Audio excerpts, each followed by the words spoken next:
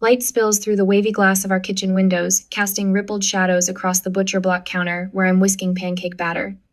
Copper mixing bowl rings with each turn of my wrist. Outside, Emma's determined voice carries over the fence. No, Noah, that's not how you build a house. Andrew leans against the doorframe, coffee mug cradled in his hands. Should we rescue him from her creative direction? Let her be the boss for now. I pour batter onto the griddle in careful circles. She gets that from your mother. The doorbell chimes 3 times in rapid succession. My spatula freezes mid-flip. Only one person rings our bell that way.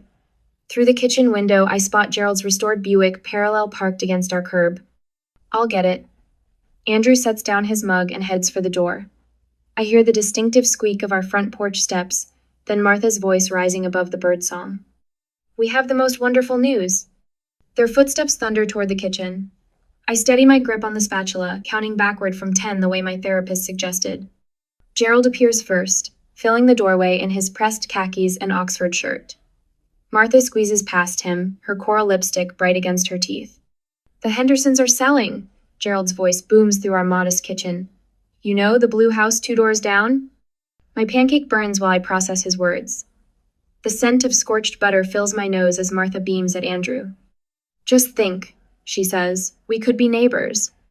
The spatula clatters against the griddle. I grab it before it slides into the flame, but not before Andrew's face lights up like Christmas morning.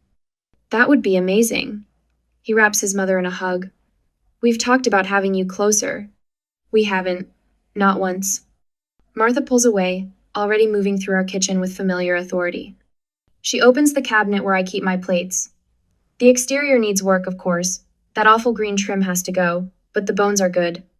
We're putting in a lowball offer. Gerald claims his usual spot at our breakfast bar. These sellers always take it. Market's cooling off. My hand trembles as I pour more batter, remembering last month when Martha reorganized my spice rack alphabetically instead of by frequency of use. The month before, she'd replaced my kitchen curtains while I was at work because the old ones made the room look cheap. Sunday dinners every week. Martha pulls plates from the cabinet, discarding my careful stacks. No more excuses about the drive being too long. The words trigger a memory from Emma's birthday party last spring. Gerald undermines our no dessert before dinner rule, sneaking her an extra cupcake with a conspiratorial wink. Sometimes Grandpa knows better than Mommy. My jaw aches from holding back words that want to escape. Andrew catches my eye across the kitchen, his hand finding mine under the counter, a silent plea for patience, for peace. The same gesture he makes during our late-night arguments after his parents leave. I'll talk to them. He always promises, but he never does. Martha leans across the counter, close enough that I smell her signature perfume. I can finally watch the children properly, the way a grandmother should. We could share a vacation home in Cannon Beach. Gerald's voice carries the weight of decided fact. One big happy family again, like when Andrew was growing up. My fingers go numb where Andrew squeezes them under the counter. This isn't just another boundary crossed. This is a siege.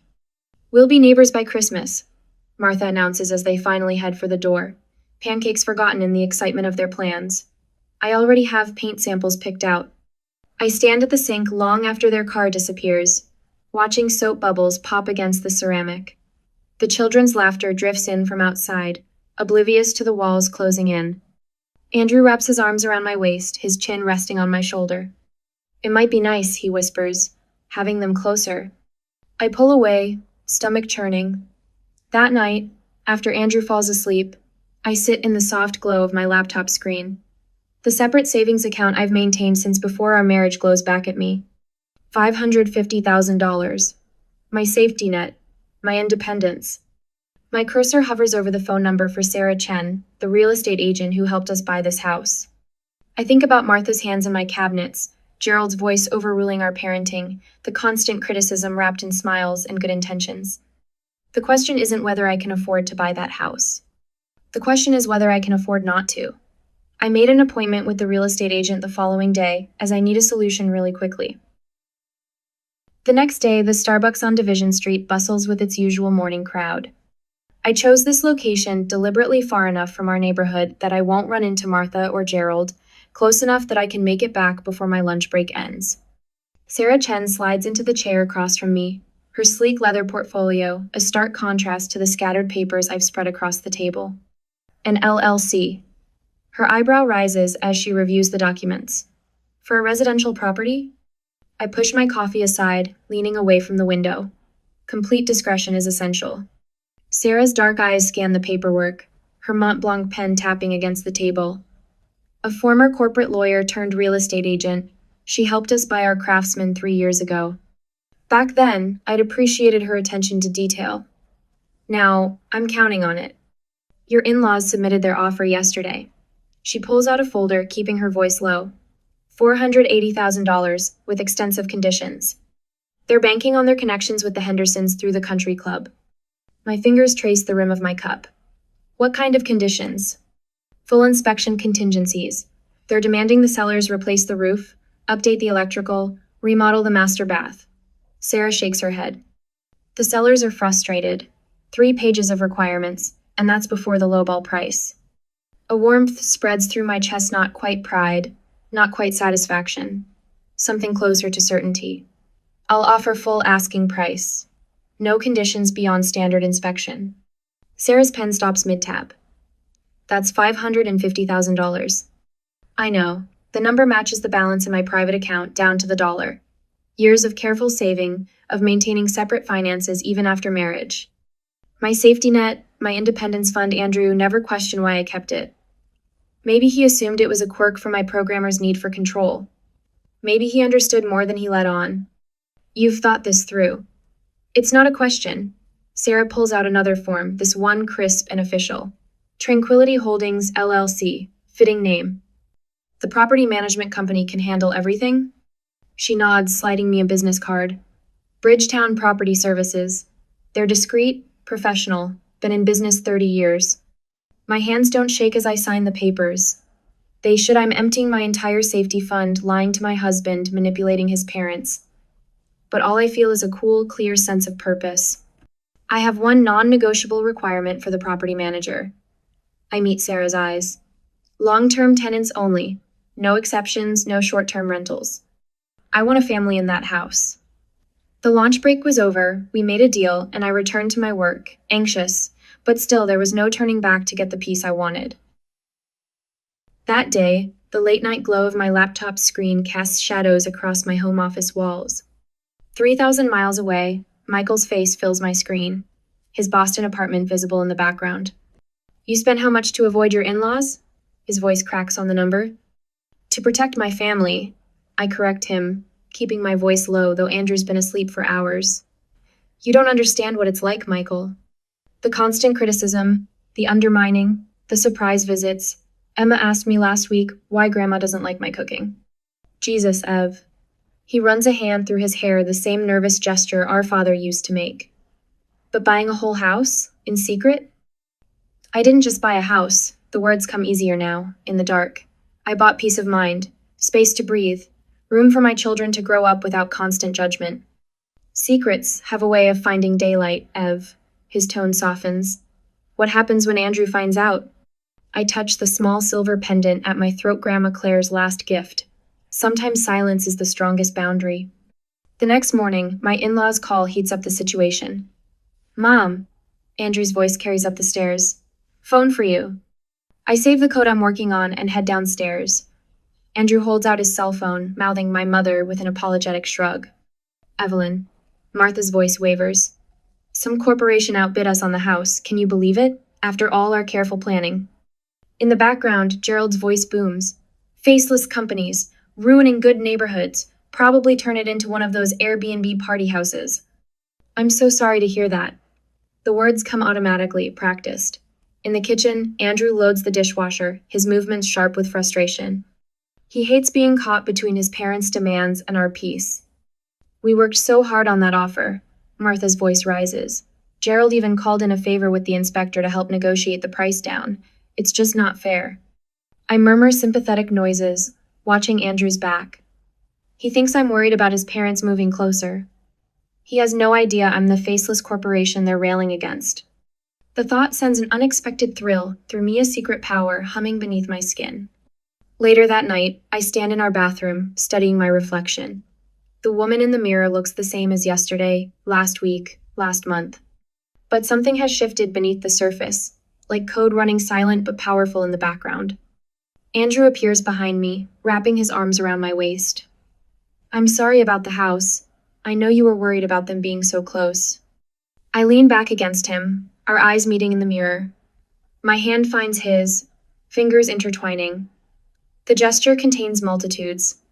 Love, guilt, protection, deception. All the complexities of choosing family peace over absolute truth. Everything happens for a reason, I whisper, and feel him nod against my shoulder. Later, in the darkness of our bedroom, I listen to his steady breathing and wonder. Is protection still honest when it requires deception? The questions spiral in my mind, familiar companions now. But beneath them, solid as bedrock, lies the certainty that I'd do it again. Some boundaries are worth the price in dollars and in secrets kept. The mortgage papers rest in a sealed envelope at the back of my desk drawer, Tranquility Holdings LLC printed in bold across the top. The name feels right, even now. Tranquility, bought and paid for. Peace, purchased in silence. Tomorrow, a young family will sign their lease for the blue house 2 doors down. They have 2 children, according to Sarah. The property management company chose them specifically stable jobs, excellent references, looking for a long-term home. Perfect neighbors, perfect camouflage, perfect protection. I close my eyes and smile in the dark. The doorbell rings at 10 in the morning. Through our living room window, I spot Martha's coral cardigan, her silver hair catching sunlight as she peers through our front door glass. Behind her, Gerald's shoes gleam with fresh polish against our welcome mat. I brought property records. Martha waves a manila folder as I open the door.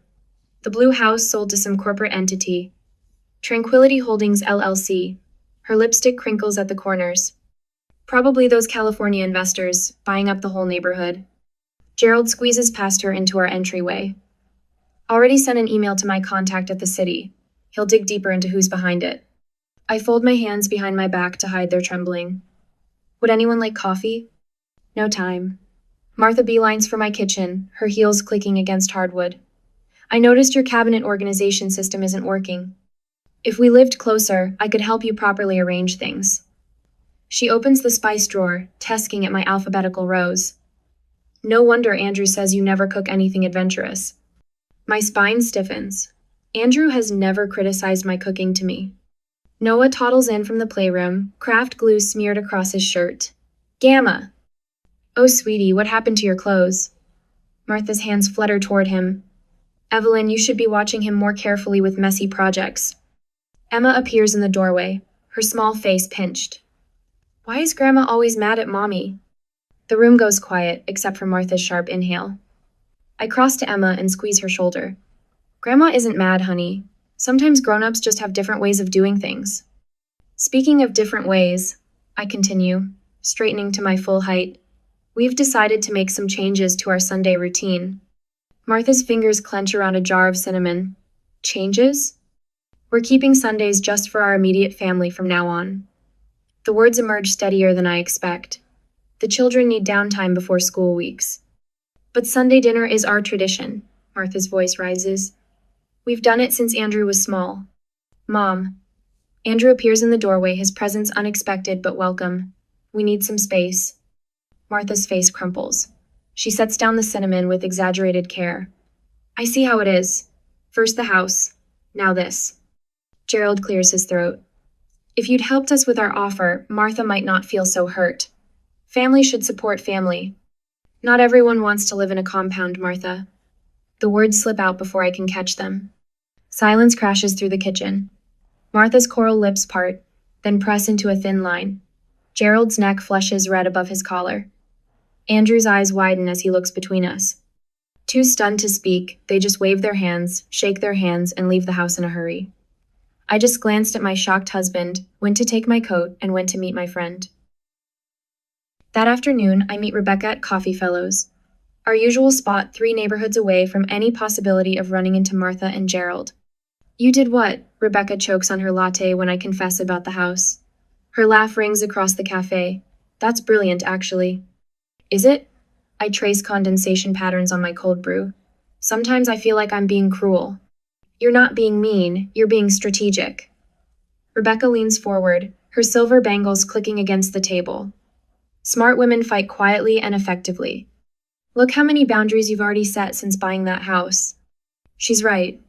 At dinner last night, I didn't jump up to clear plates the moment Martha set down her fork. When she criticized Emma's elbows on the table, I stayed silent instead of rushing to adjust my daughter's posture. You seem different lately, Andrew said after his parents left. Stronger somehow. I didn't tell him that strength flows from knowing I've created an invisible fortress, a buffer zone of brick and mortar between us and his parents' constant intrusion. As time passes, the property management company sends monthly reports showing steady rental income. I keep them in a locked folder on my laptop, along with a letter I've drafted to Andrew explaining everything. The family renting the house has 2 children close to Emma and Noah's ages. Sometimes I watch them playing in the front yard, their laughter drifting over the fence, and know I made the right choice. My phone buzzes. A text from Michael. Might have mentioned something to Jenny about your house situation. My fingers go cold. Jenny knows someone in Portland. The circles of knowledge spread like ripples in still water, each wider ring threatening to reach Andrew's shore. Who else have you told? I text back. 3 dots pulse as Michael types. Just Jenny, but she was asking about investment properties in Portland. I close my eyes, remembering his warning months ago. One person might keep a secret, but secrets have a way of multiplying, spreading through casual conversations and innocent questions until they surface where you least expect them. Like a shark fin breaking water, the truth waits beneath the surface of every conversation with Martha and Gerald. How long before they find the connection? Before someone mentions Tranquility Holdings LLC to the wrong person? Before Andrew hears it from someone other than me? The window of protected peace I've built narrows with each passing day. Soon I'll have to choose. Continue protecting our family through silence, or risk everything by speaking truth. My phone buzzes again. This time it's Martha. Gerald's golf friend knows someone at the property management company. We've got a meeting next week to discuss the house. Isn't that wonderful? Everything happens for a reason. I set down my phone, hands steady despite the tremor in my chest. Time has run out. The truth will emerge one way or another. Better it come from me. I am mentally prepared for the storm coming at me. The next day, Andrew drops a glossy flyer on my keyboard while I'm debugging code. His shoulders slump forward, aging him beyond his 36 years. My parents asked me to give you this.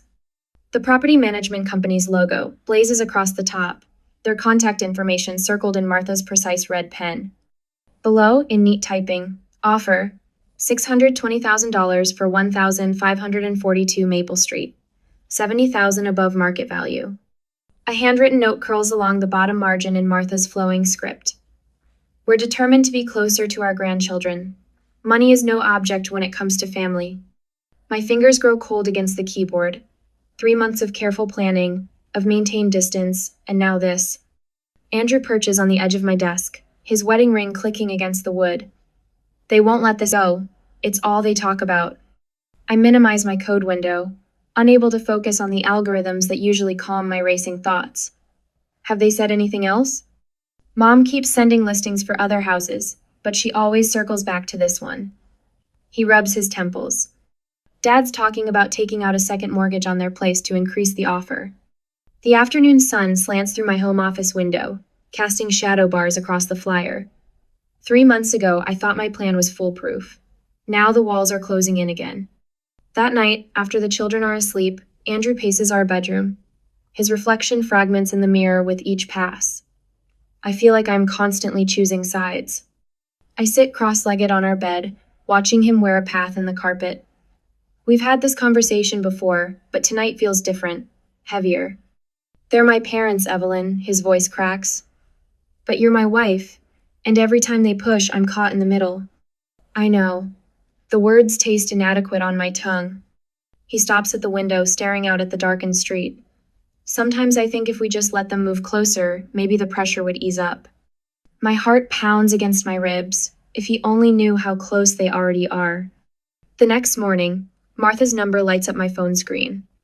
I almost let it go to voicemail, but that would only delay the inevitable.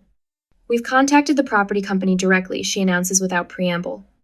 Her voice carries that familiar tone of smug satisfaction. They've agreed to pass along our offer to the owner. My knuckles whiten around the phone. Oh? We should hear back by Friday. A pause heavy with expectation. You'll help convince Andrew this is for the best, won't you? You know how he values your opinion. I make polite noises and end the call, then immediately dial the property manager. Sarah picks up on the second ring. Remember our agreement, I say, my voice steadier than my hands. No direct contact with potential buyers. They're persistent, Mrs. Harrington, and they're offering significantly above market value. The answer is still no. My phone buzzes with a text as I hang up. Caroline, my old college roommate. Ran into your brother's wife at a conference. She mentioned something about you being a secret landlord? The message blurs before my eyes. I've contained this secret for 3 months, but now it's spreading like water through paper. That afternoon, I drive past the blue house. 2 children play in the front yard, their laughter carrying across the quiet street. The 2 kids are about the same age as Emma and Noah. In another version of this story, Martha would be watching from that window, cataloging every parenting choice I make. My fingers drum against the steering wheel. The guilt of deception weighs against the peace these past 3 months have brought. If Andrew couldn't say no to them on his own, I had to do it for him. Protection sometimes requires difficult choices. The property manager calls again the next day. Mrs. Harrington, I'm sorry, but they've become quite insistent. They're demanding a meeting with the owner. Martha's voicemail follows minutes later. We've scheduled a meeting with the property manager. They've agreed to introduce us to the owner directly. Her voice drips with triumph. I knew persistence would pay off. I go inside the house, just wash my face with cold water to ease the anxiety and go to my home office. I sit in my home office, staring at the folder I've kept locked in my desk drawer since the purchase. Inside, the property deed gleams with official stamps. Tranquility Holdings, LLC. My secret shield against chaos. But secrets have expiration dates, so I need to tell the truth, no matter how painful it will be. That evening, I make Andrew's favorite meal, herb-crusted salmon with roasted fingerling potatoes. Emma and Noah had a sleepover with their cousins. The house feels too quiet, too empty, like a theater before the final act. I place the folder beside his plate, its edges align perfectly with the placemat. Inside, along with the deed, rests my handwritten letter explaining everything. 3 months of protection, of calculated silence, of watching my husband slowly unravel under the pressure of divided loyalties. Some secrets protect, but others destroy. I have to tell him before someone else does. The garage door rumbles. Andrew's key turns in the lock. My hands steady themselves against the kitchen counter as his footsteps approach. Time's up. The phone rings during dinner preparation. I recognize Martha's ringtone one Andrew programmed, so I'd always know to brace myself. Sweetheart, please. Martha's voice carries through the speaker. You have to help us with this house situation.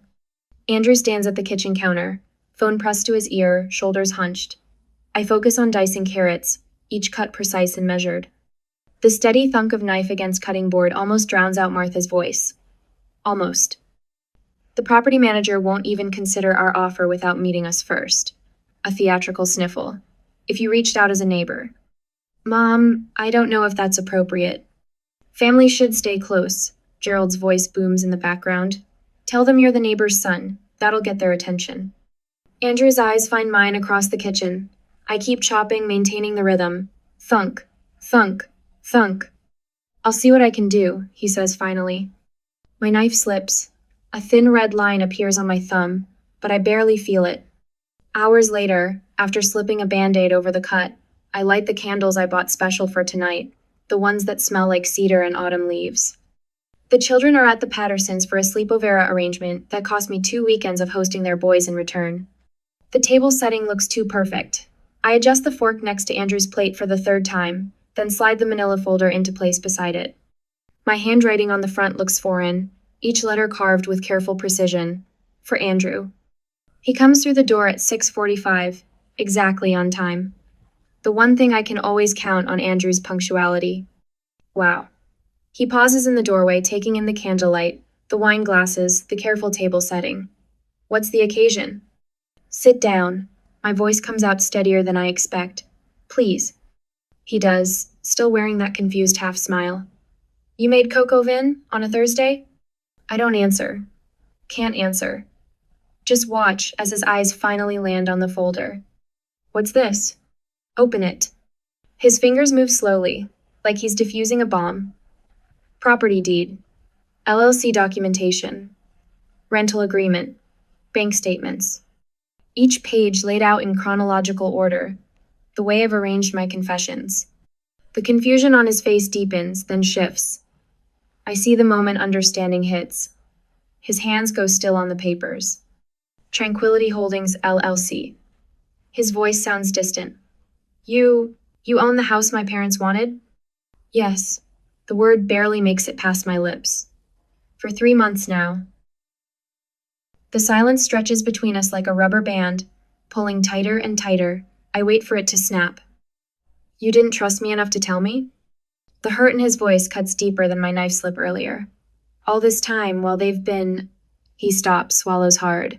How could you keep this from me? I didn't do this to hurt them, or you. The words I've rehearsed 100 times tumble out wrong. I did it because I couldn't watch them take over our lives. Not here. Not 2 doors down. So you just... What?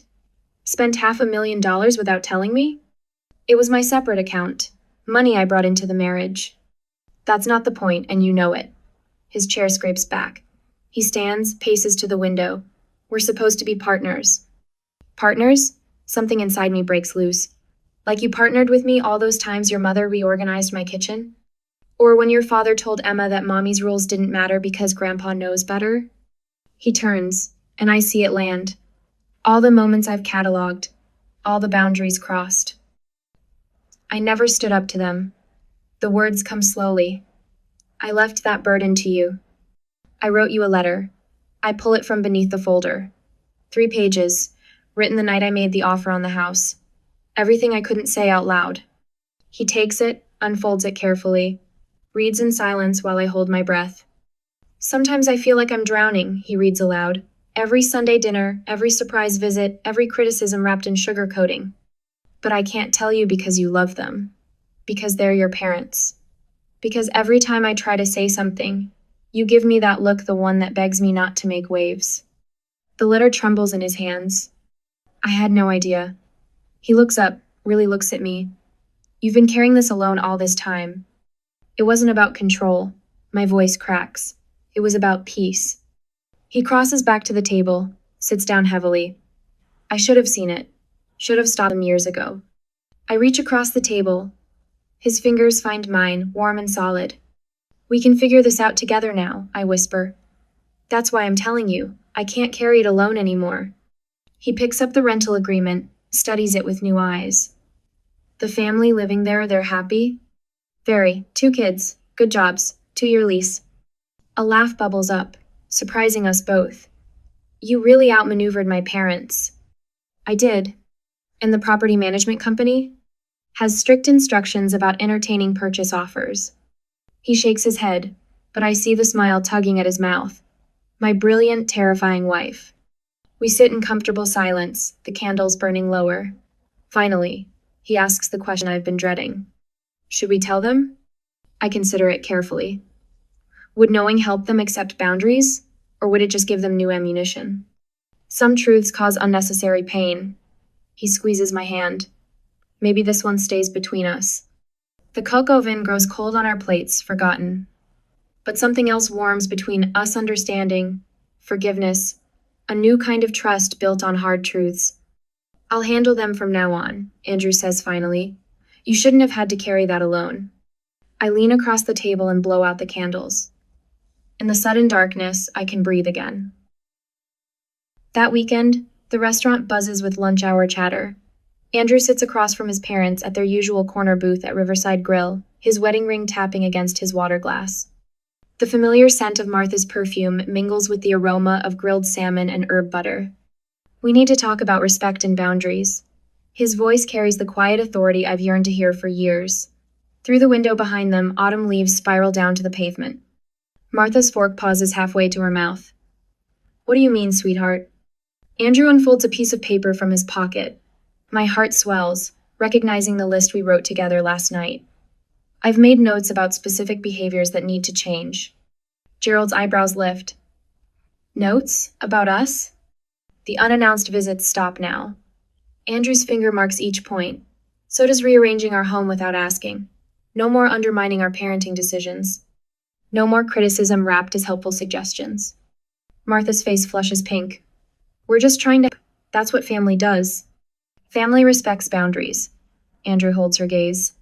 Or they lose the privilege of being close. The silent agreement and head nodding confirm the new path and unfolding of the events.